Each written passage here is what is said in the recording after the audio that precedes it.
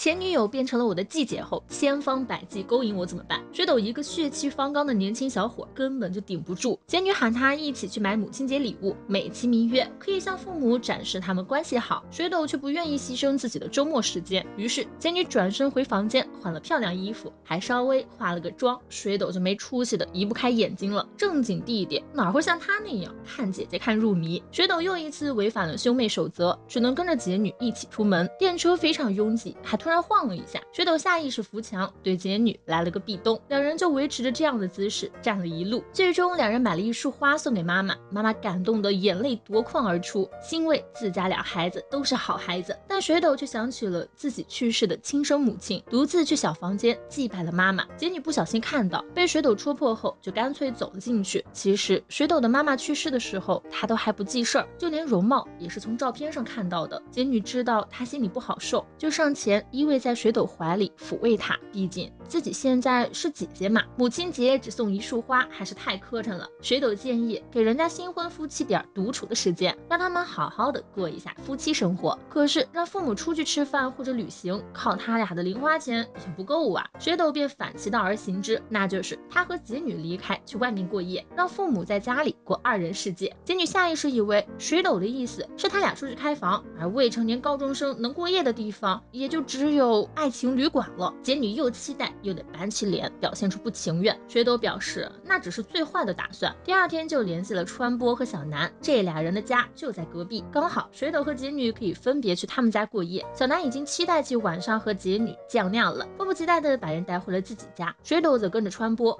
和小南姑且也算是青梅竹马，但两人的关系并不好，从表面上看是这样的。川波倒是很好奇水斗和姐女发展到哪一步了，比如说有没有看过欧派呀？水斗才不愿意把自己和姐女的事情拿出来说，没想到川波这小子故意大声讲话，让隔壁听到，说水斗说姐女的欧派只能让他看，气得姐女差点破墙而入，又接连发来消息痛斥水斗是个变态。于是为了报复，水斗将川波绑起来，就开始大声朗读他的小学作文：我的梦想是当一名厉害的警察，和南小月结婚，一直保护他。川波宛如杀猪一般的凄厉叫声都没掩盖住水斗念作文的声音。这一下轮到小南抓狂捶墙了，看来这对青梅竹马的关系果然只是表面上不好。傍晚两拨人不约而同来到了附近的家庭餐厅吃晚餐，看他俩斗嘴就知道平时没少一起过来吃饭，就连反驳水斗和姐女说他俩青梅竹马都同频了，两人无力吐槽。点完餐后需要自己去接饮料，水斗第一次来这种家庭餐厅，看到果汁机就犯难了，小心翼翼的准备按上其中一个按钮，突然听到姐女在身后恶魔低语：你果然不会用果汁机呀。然后非常熟练的给水斗做了个示范，所谓果汁机这种原创的混合调配才是正确用法呀。说着 DIY 了一杯果汁混合物，水斗有样学样也跟着调了一杯，结果两人端着饮料回去，却被小南狠狠嘲笑了。原来姐女也不会用果汁机，提前问了小南怎么用，小南就开玩笑告诉他要自己调制饮料，没想到天真的姐女竟然当真了，更没有想到水斗也跟着上当。这次轮到川波和小南嘲笑他们了，哎呀，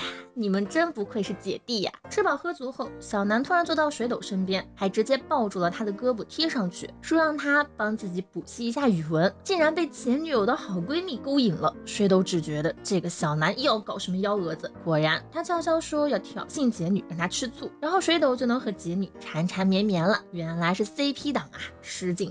但水斗并没有配合，而是建议小南去找姐女补习，还说姐女更适合，他可比自己勤奋多了，毕竟自己和拼命学习的姐女不一样，只靠感觉就能得分，不适合当老师。瞬间就激怒了姐女，就连小南都自愧不如。话虽这么说，回去之后川波躺床上玩手机，他却掏出了学习资料在好好学习，搞得川波玩手机都觉得很不安，去找姐女和小南吐槽。姐女好心提醒他们，学校可不是一般的高中，回想下入学考试的难度，川波有些紧张的问水斗，不等他说完，水斗就直接回答很难。难道就连自负靠感觉拿分的他都都得认真备考复习。当然，如果只想得个平均分，没必要像他这样苦学。水斗则只是因为不想输给杰女，于是两边的人都开始卖力学习了。等川波和小南睡着后，水斗和杰女不约而同来到了阳台赏月。没想到杰女的睡衣竟然这么可爱，而今晚的月光和当初他们在林间学校出浴时的月光一样美丽。杰女忍不住感慨了一句：“月色真美呀！”一句话勾起了两人的回忆。杰女问水斗，如果说自己从那时起就喜欢他了，他会怎么做？可是还能怎么做呢？他们已经谈过一次恋爱，又分手了，现在父母的感情又那么好，大概之后一辈子都只能是继兄妹。此时此刻，他们没有平时的针锋相对，有些感情也都心知肚明，也只能心知肚明了。明天就是期中考试了，放学后杰女还要再去自习室学会儿习，其他人可都等着她卫冕第一呢。杰女也背负了莫大的压力，晚上回家又学到了11点半，结果出去倒牛奶的时候，看到水斗竟然还在客厅看小说。水斗表示，该学的他早就学完了，这个年级第一的位子他也想坐一坐呢。两人之间的火药味极其浓重，好胜心强的杰女也不知道学到了几点，第二天一大早就打哈欠。入学考试第一、年级首席这些标签带给他荣誉的同时，也带来了压力，仿佛一掉下去就会被周围所有人嘲笑一样。他讽刺对任何事都装作不在意的水斗肯定无法体会。水斗并没有说什么。第一天的语文考试匆匆而过，杰女给自己预测的分数是94，但语文是水斗的强项，他非常想知道水斗考得怎么样，于是趁他去客厅看小说的时候，悄悄进了他的房间，很快就气冲冲拿着试卷质问水斗，最后一题为什么不写答案？这种程度的问题他不可能答不上。水斗不敢直视他，回答没时间了。杰女气得拍桌子，他在考试时特别注意了水斗，这人在考试结束10分钟前手就停了，怎么可能没有时间答题？不就是想手下留情，把第一名让给他吗？这种靠让出来的东西他才不稀罕呢。揪着水斗的领子质问他，你是觉得正常作答我就会输吗？骂完后扬起巴掌就想扇过去，妈妈赶紧过来阻止。为了让前女友如愿以偿拿年级第一，就故意少答一题。不得不说，水斗这个前男友做的是真憋屈啊。所以在听到杰女的怒斥后，他也生气了。不是你说你拿不到首席会很困扰吗？那我少写一题不是刚好如你所愿？反正他拿不到首席也不会困扰，更不会去在意周围人的目光。杰女不再与他对峙，扔下一句这不像你，就流着泪跑了回去。考试还没有结束，杰女有更重要的事情要做。水斗爱咋咋办，就当他少了一个竞争对手。结果第二天早上，水斗特意在门口等他，就为了告诉他做法像不像自己，轮不到他来决定。同样的，像不像他，也不该由他人决定。所以他会帮他了结掉优等生的生活。很快，期中考试全部结束。24号那天就是公布成绩的日子，前50名的名单会被张贴出来。杰女自信满满的从下往上看，前2名的姓氏都是伊里户，然而水斗却排在杰女的上面，甚至这还是水斗少答了一道题的结果。想要反超，必须努力学习才行。水斗用实际行动证明了他想做什么就做，才不会因为什么不像你就继续潇洒下去。不过这个结果并没有让他被周围的同学冷嘲热讽，毕竟年级第2也很厉害嘛。大家还鼓励他下一次一定可以夺回首席宝座。杰女终于明白了水斗的良苦用心，现在的他迫不及待的想要见到那个人。可是等他在图书馆找到对方的时候，水斗却在主动和一个妹子搭话。这个妹子名叫伊佐奈，因为和水斗意气相投，两人很快就成为了知己好友。水斗对他的评价甚至高到此生再也遇不到比他更好的朋友了，就连伊佐奈让他给自己穿袜子都言听计从，这种待遇连杰女都没有享受过。两人一起从图书馆离开，却遇到了小南和杰女。怕人的伊佐奈立刻躲到了水斗身后，面对小南的热情也置之不理。水斗解释这孩子有些怕生，而在他们交流的时候，杰女却默不作声的一个人离开了。他努力告诫自己已经不是水斗的女朋友了，没有资格吃醋，而且姐弟之间是不会嫉妒的。之后几天也一直摆出姐姐的姿态关照水斗，可这突然不斗嘴，反而让水斗不习惯了，就去跟伊佐奈倾诉。伊佐奈让他直接去问本人，遵从他内心的想法。水斗听完他的一番话，恍然大悟，意识到自己一直在姐女面前察言观色，又表示虽然察言观色很重要，但伊佐奈在自己面前可不用那样。明白过来的水斗居然换上了上次约会的衣服，他知道这身打扮对姐女的杀伤力最大，能轻而易举的破她的防。进来之后，直接将姐女压到桌子上，伸出手扶向她的脖子，感受脉搏，这心跳明显比平常快1倍呀。姐女的确心头小鹿乱撞，被水斗提醒，谁家姐弟会因为对方突然换了个打扮就心跳加速啊？事已至此，姐女只能甘拜下风。问她的目的是什么？其实水斗只是不爽姐女最近对自己态度淡漠，他想知道姐女为什么会这样。姐女竟然真的坦诚相待了，说他嫉妒那个女生。当初他直到分手都和水斗以姓氏相称，可那个女生才几天就能直呼他的名字了，他不甘心，但他们只是继兄妹，他没资格吃醋。杰女问水斗，自己现在这样不跟他斗嘴和嘲讽，难道不好吗？没想到水斗也坦诚了，他不愿意将他们过去的一切当做没发生过，毕竟妹妹偶尔吃一下哥哥的醋也很正常，不是吗？第二天，杰女就主动跟伊佐奈打了招呼，也知道了伊佐奈喜欢水斗这件事只是个误会。然而回家的路上，看上去却并非如此啊。